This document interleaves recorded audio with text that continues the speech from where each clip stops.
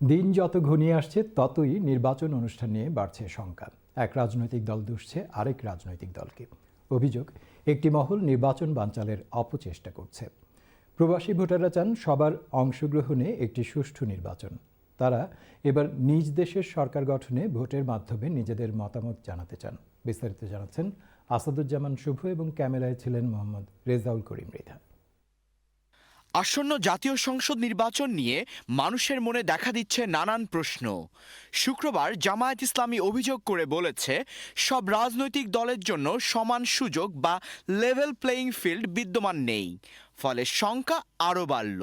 একজন জামায়াত ইসলামীর নেতা জানালেন, দেশে সুষ্ঠু নির্বাচন অনুষ্ঠান করতে হলে নিরাপত্তা এবং তদারকির জন্য প্রয়োজনীয় ব্যবস্থা এবং প্রযুক্তি ব্যবহার করতে হবে।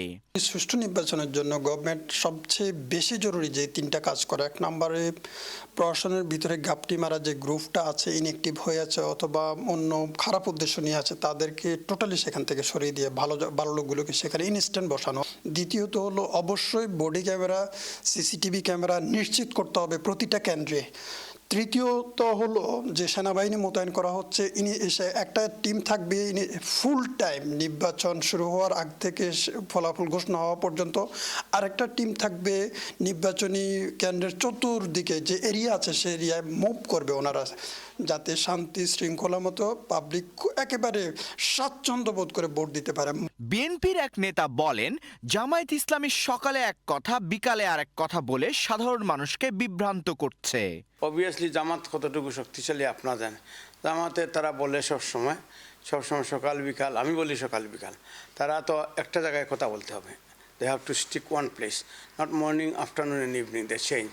So people are confusing with them. তো জামাতের কতটুকু ইয়ে আছে দেশে সবাই জানে, কয়টা সিটি পাবে। ওনার নিরাপত্তা করলে পাবলিকের সাক্ষাৎ করবে কীরকম? Obviously he has to guard to meet people and he got the cards. Ziaur রহমানের ছেলে প্রমাণ করে দিয়েছে, সে পায়ে হাঁটে অফিসে গেছে। That is very good. জাতীয় পার্টির অভিযোগ, একটি মহল তাদের রাজনৈতিক অধিকার খর্ব করার অপচেষ্টা করছে। তারা গণতান্ত্রিক প্রক্রিয়ায় নির্বাচনে অংশ নিতে চায়। আমরা 240-এর মতো আসন দিয়েছি। আমরা আশাবাদী আমরা এককভাবে নির্বাচন করে ক্ষমতায় যেতে চাই। যদি ক্ষমতায় নাও যেতে পারি তাহলে আমরা বিরোধী দলের আসন আমরা ধরে রাখতে চাই। ওরা গায়ের জুড়ে জাতীয় পার্টিকে মাঠ থেকে সরিয়ে দিতে চায়, কিন্তু জাতীয় পার্টির গণভিত্তি আছে, তার জন্য মাঠে থাকবে এবং নির্বাচনের পরিবেশ যাতে বজায় থাকবে সে লক্ষ্যে আমরা দাবি এবং জনগণের পক্ষে কথা বলেই যাব। আমরা আমাদেরকে কেউ দাবিয়ে রাখতে পারবে না। নির্বাচন 12ই ফেব্রুয়ারি।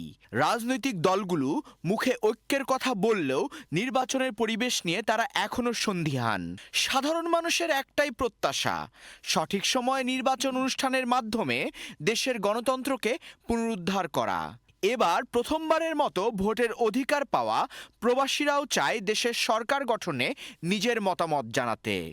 আসাদুজ্জামান শুভ, চ্যানেলস নিউজ, লন্ডন।